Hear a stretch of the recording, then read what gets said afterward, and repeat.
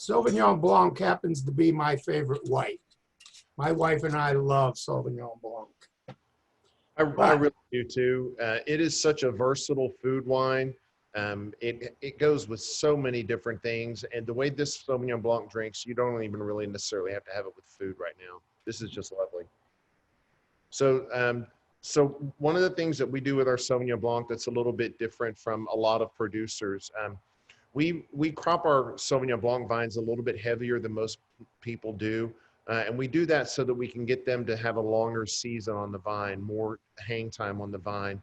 And that allows us to ripen the fruit a little bit more slowly. And it gets us into that later season ripening window when we've got the really wide diurnal swings. It's cooler during the day. It's cool at night. You know, we typically see highs in the low to mid 70s, maybe getting into the low 80s. And it really allows the wine to develop very slowly on the vine. And then once we harvest the Sauvignon Blanc, we bring it into the winery. It goes into the press as whole clusters, but we have a program setting on our press to where I can go up to the press and I can hit the pause button and it will flip the juice, it'll flip the press around so that the berries macerate on their skins for a period of time. And for us, typically that's around 4 to 6 hours. And then we continue the press cycle. The wine goes to tank and then we settle it in tank. And then during the fermentation, we usually ferment somewhere around 45 to 50% of the Sauvignon Blanc in neutral oak, and then the remainder in stainless steel. We don't use any commercial yeast in the winery at all. So this is 100% wild fermentation. So that we really feel like that gives us an expression of Sauvignon Blanc grown at our particular site, And that's really what we're trying to achieve.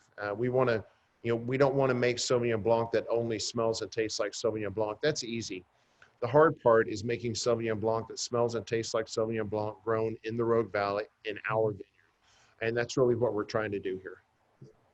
Well, I noticed in the nose, you get a little bit of that oak, that butteriness of the oak, but by tasting it, you get that really nice acid, the Sauvignon Blanc acid.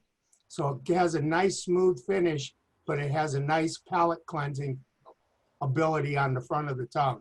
I like it. It's really nice. Thank you. Thank you. That's generally what we sort of see with the Sauvignon Blanc too. We want it to be crisp and refreshing and be versatile with food. And what we feel like the skin contact and the barrel fermentation does is that really gives a creaminess to the texture of the wine, and it allows all those different components to meld a little bit more seamlessly and to integrate a little bit better.